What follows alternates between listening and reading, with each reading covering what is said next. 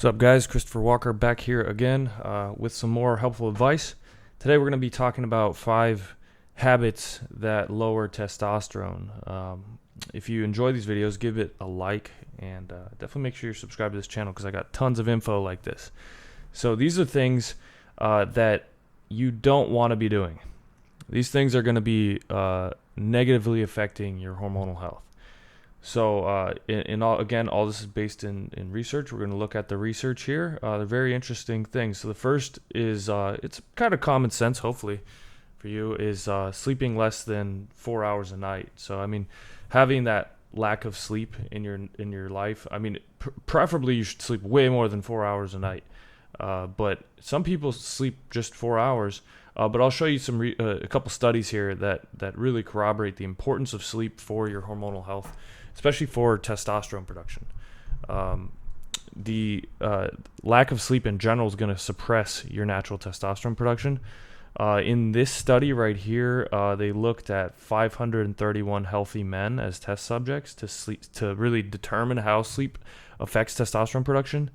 So that's quite a large study and a very good sample size. And they found out that the group of guys who slept for 4 hours a night had 60% less testosterone in their serum, blood, than the guys who slept for 8 hours a night.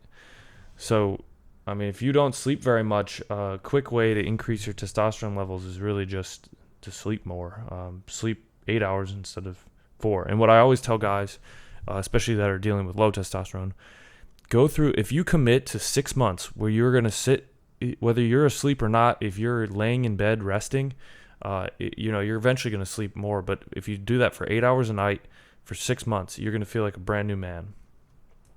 In this study, again, they looked at sleep in older guys, and they found that the guys that slept for 4 hours a night had average of 200 to 300 nanograms per deciliter serum testosterone, as opposed to the guys who slept for 8 hours who had an average of 500 to 700 nanograms per deciliter. So again, they're seeing, a 2 to 3 times the amount of testosterone by doubling the sleep from 4 to 8 hours.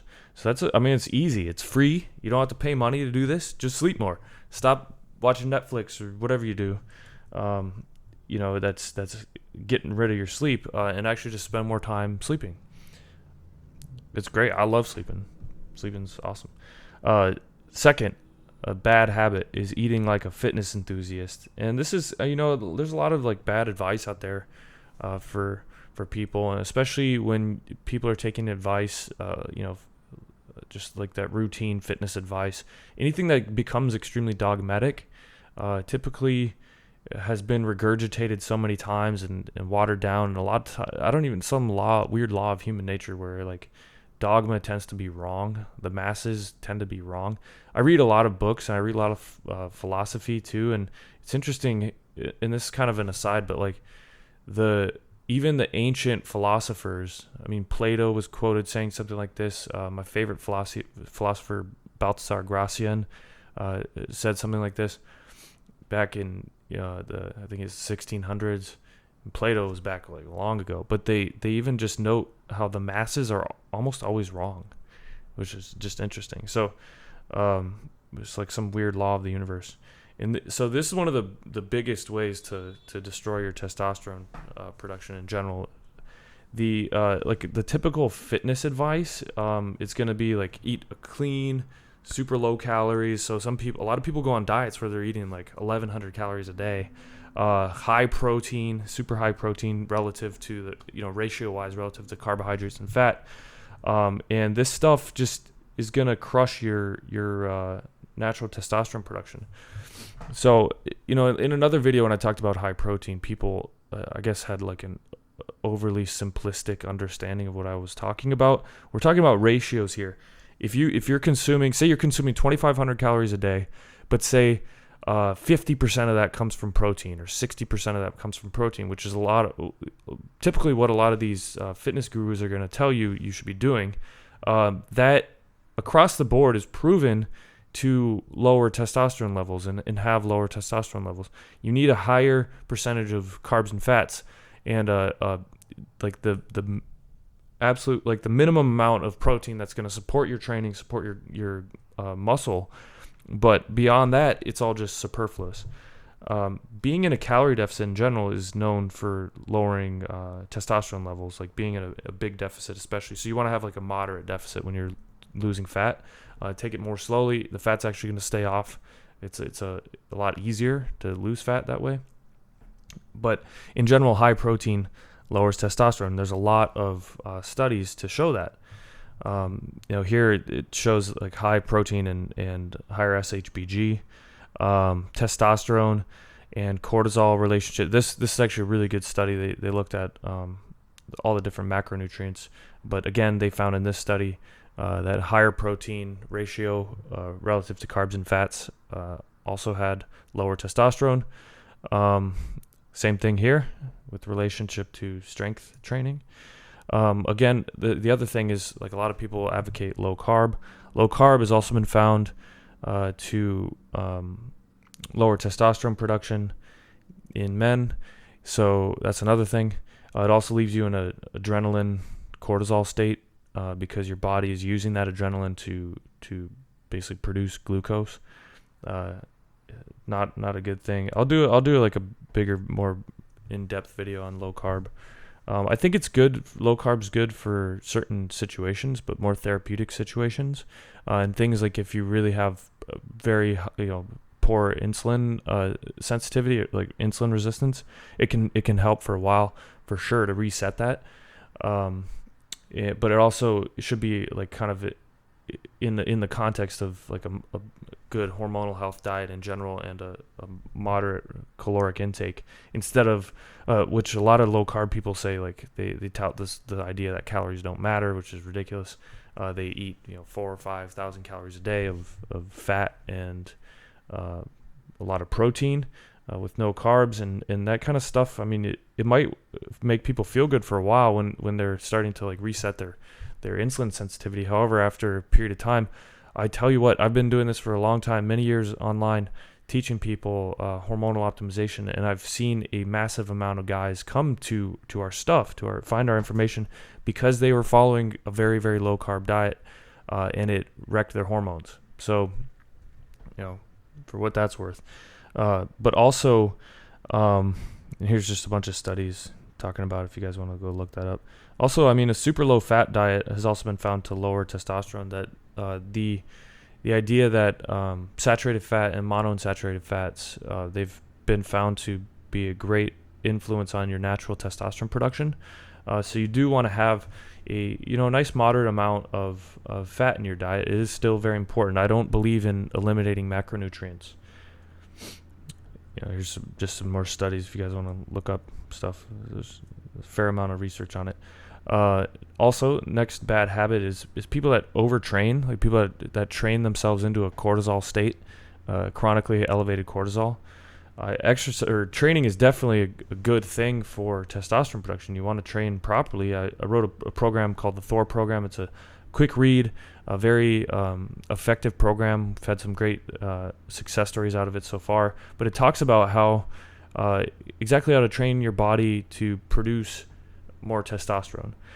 So you want to be able to balance, though, the stress and rest cycle. So training is inherently a stress on the body.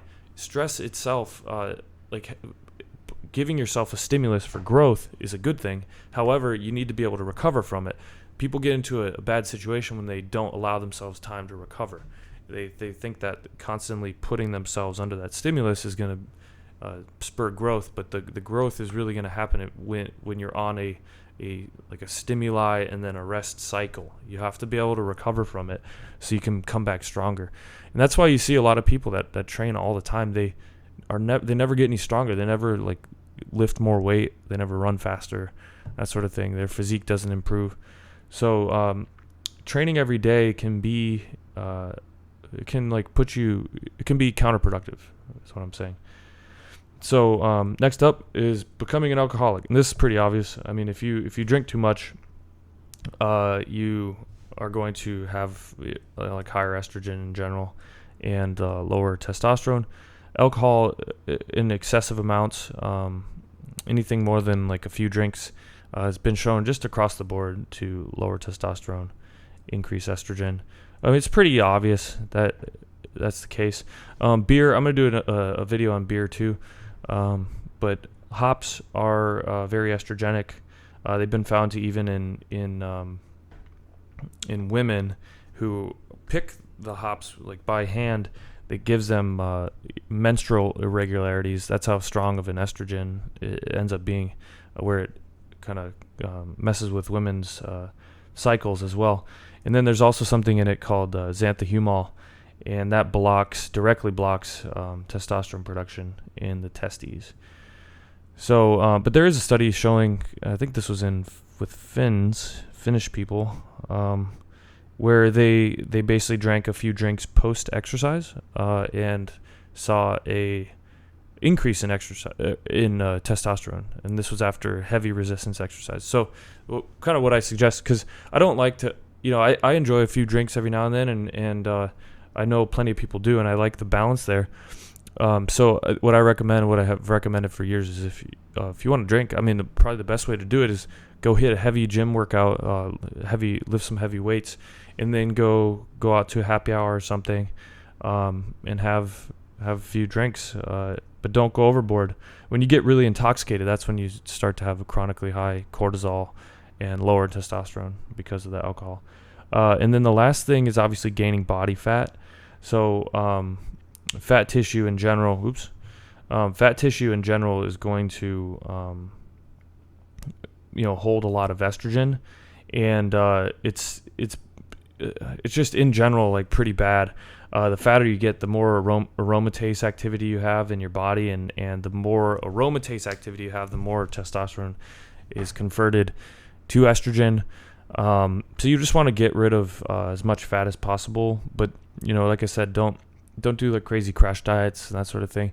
Just lowering your body fat percentage in general to a point, usually like 9 or 10% body fat for guys, is going to be increasing your testosterone production, to that point. So hopefully you learned something from this video. If you like this type of content, and you want to see more videos like it, subscribe to the channel. I got lots more on the way. I've also done tons of videos, so you can go back through all those. Give this a like, give it a thumbs up, and if you have any topics you want me to cover, leave me a comment with your idea in the comment section, and I do get to read most of the comments.